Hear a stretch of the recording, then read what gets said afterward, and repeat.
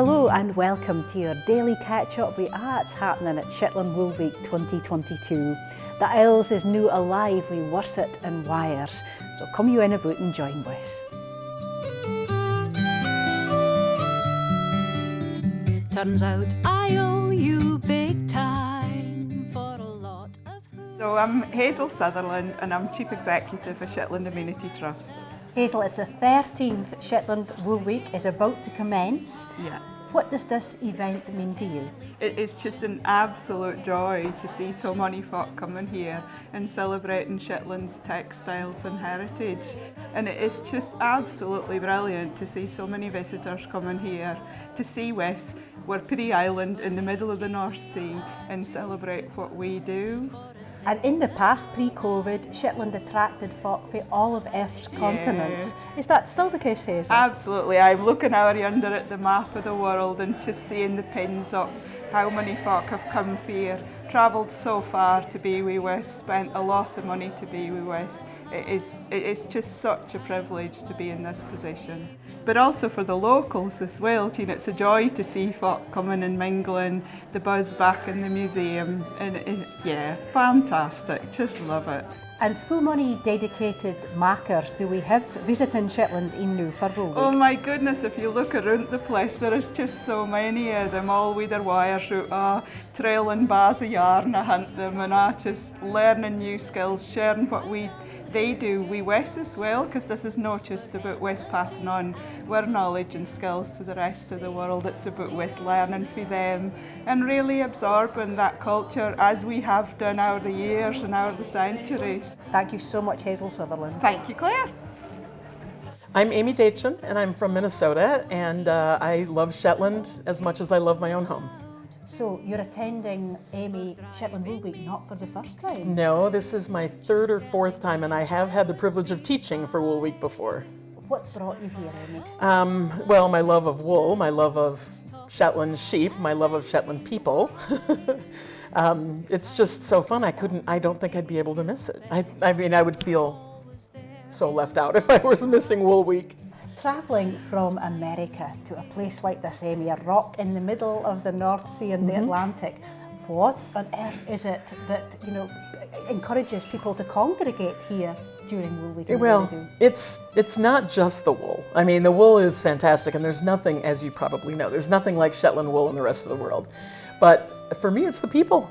I mean, everyone I've met here, everyone I know here, I feel like is some extended family, and I'm always welcome. And in Minnesota, we're, I don't know, 800 miles from the nearest ocean, so I love the sea very much. Plenty of sea breezes as well this year. Yeah, well, is that what we're calling it? Because we almost fell over today. One time I was going into a thing, and someone in a shop, and someone in the shop said, "One of those knitting tours is coming." And the other person in the shop said, "Which one?" And he said, "The Purple Wife." So that's how I think of myself now. I am the Purple Wife. Look out, Shetland, for the Purple Wife this week. So I'm Karen Clubb and I'm the Exhibitions Officer at Shetland Museum and Archives. Tell us about this exhibition you're putting together for Wool Week, Karen. Well, this is the first exhibition that I've put together. So some of the colleagues that have been working on the annual and I got together and we spoke about the images that are in the annual and the stories, the pieces that have been knitted for the annual by all the individual textile contributors. So we thought it would be great to have the textile pieces, the story, them, a pretty bit of information about the makers, a bit of information about the wool and where the wool came from, and then maybe pull in some historical context. And then I also spoke to a local artist who had studied a lot of the dressing boards and did some illustrations for the annuals. So many of our viewers will have seen or perhaps even have a copy of the Shetland Wool Week annual. Yeah. What does coming to Shetland for an event like this add to that experience of participating virtually? I think folk are really happy, obviously, to come to Shetland and see it in real life. Something like this is actually joining the local makers, all the visitors. A lot of the visitors will have a look at the annual and buy the annual, of course, but they maybe can't handle the actual physical textiles that have been featured in the annual, or they maybe don't kind just an awful lot about what the story of the pieces were. So it's actually quite nice to have all that sort of in one room. This is about connection. Like this exhibition is Kid Casting On, and that was a kind of positive title. It's looking forward, it's starting again, it's a restart. So for me, the best thing is about connection. My name is Linda Shearer, and I am this year's Wool Week Patron. Linda, what does it mean today to be Shetland Wool Week Patron? I tend to not be in the limelight much. I work away quietly in the background and just get on with my knitting. But I am honoured, really, to have been chosen. I think you're being really modest about your talents, Linda, because of course you created the design for the iconic Wool Week hat that many of our viewers will be perhaps working on or maybe even wearing as they watch this. So how did you go about putting that design together, Linda? I suppose anchor came first, and then I thought, well, like a sea theme, because most of my family have been still involved with the sea, jobs with the sea. I thought, well, chain, that could be to do with the sea, but it's also to do with everybody coming together for Wool Week. And then I thought, well, there's the pattern for the waves as well. I was really wanting to make the hat quite easy, not too difficult for anybody. So I thought I'd go with a simple crown, but I was wanting it to look like a wheel, and the wheel to me is a spinning wheel in honour of my mother, who was a really good spinner. But for anyone else, it could be a compass or a steering wheel, just to go along with the sea theme. Well, we wish you all the very best with your introductory lecture talk tonight, with your classes and with everything else that you bring to Wool Week. I'm sure it'll be an incredible week. Thank you very much. Thank you. I'm Ronnie Johnson. I'm a farmer at Torredale Farm, and I'm here tonight as a sponsor of Shetland Wool Week. It's a festival that we've been involved with pretty much from the start, and very proud to be still associated with it. You're in a Shetland's busiest mind this week, Ronnie. What's coming up today?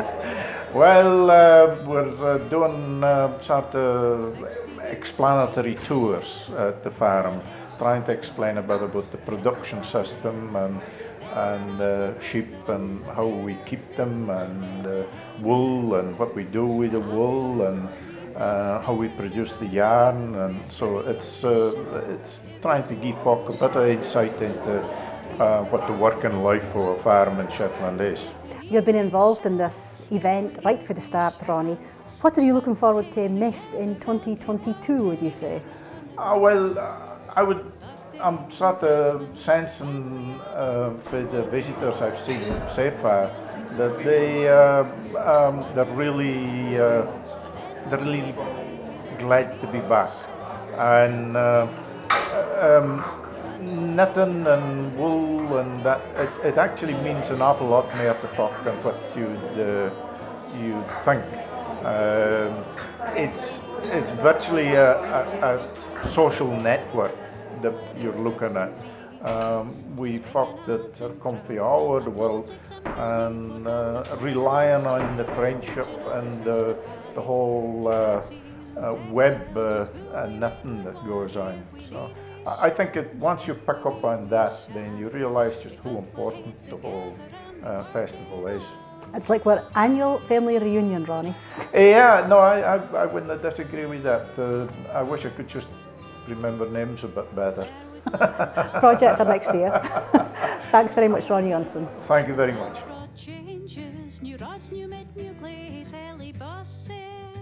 Thanks for your company as Shetland Wool Week 2022 gets underway. Firstly, the Ullaberry exhibition, tays and demonstrations CAD It's Happening Again is on until Wednesday this week. Dinna miss this very established Wool Week event for which you simply turn up and pay on the door. There's also talks on this week by Hazel Tyndall, Jeanette Budge and Ian Tate. Tickets for them is available on the online box office. And we love to see any of you that can win to the Shetland Wool Week Hub here at Shetland Museum and Archives. It's the place to see posters and updates with the very latest information on lifts, events, you name it. Also check out the Facebook forum for information to share with your fellow delegates. And mind to give us your feedback whatever way you can, we're glad to hear from you. We're back the morning with more Shetland Wool Week today. We'll see you then.